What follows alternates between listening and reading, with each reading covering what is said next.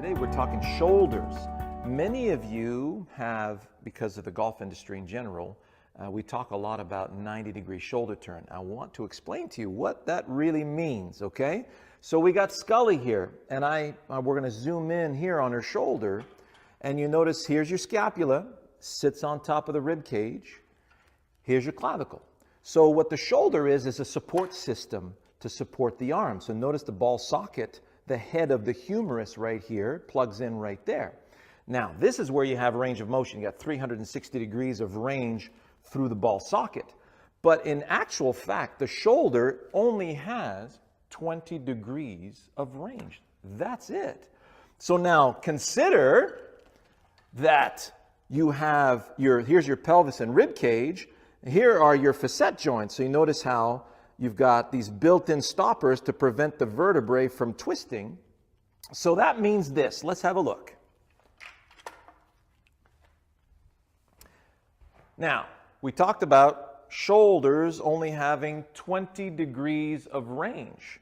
That means the ball socket of the hips, if you put the club on your shoulders, imagine you're in the gym and you got this set of barbells on your shoulders and you're supporting it through both hips, knees, and ankles.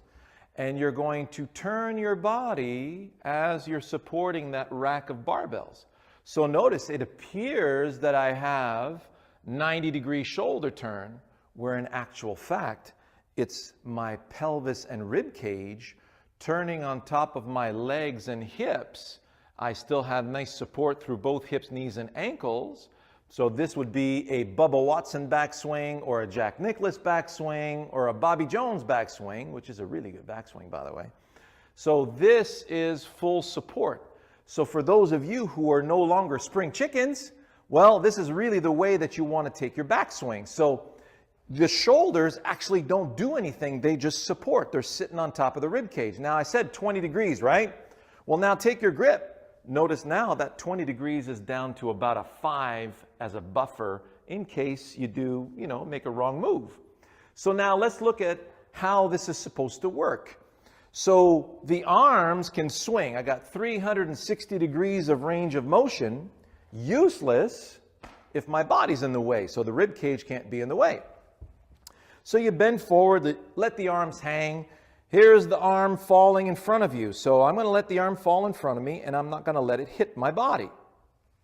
Notice how my brain says, hey, I need to go get the ground, use the ground so we can move the pelvis and rib cage out of the way so that my arm can swing freely this way.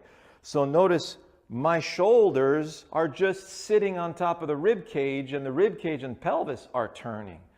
That's how it really, really, really works. This is our anatomy. So you take your grip. Don't let your left arm hit you going back. Don't let your right arm hit you coming through. Out of the way, out of the way. And now we have a full, quote unquote, shoulder turn. The turn of the body is what's going to allow the arms to swing freely. Now, let's look at what happens if you don't turn the body. I'm going to rock my shoulder.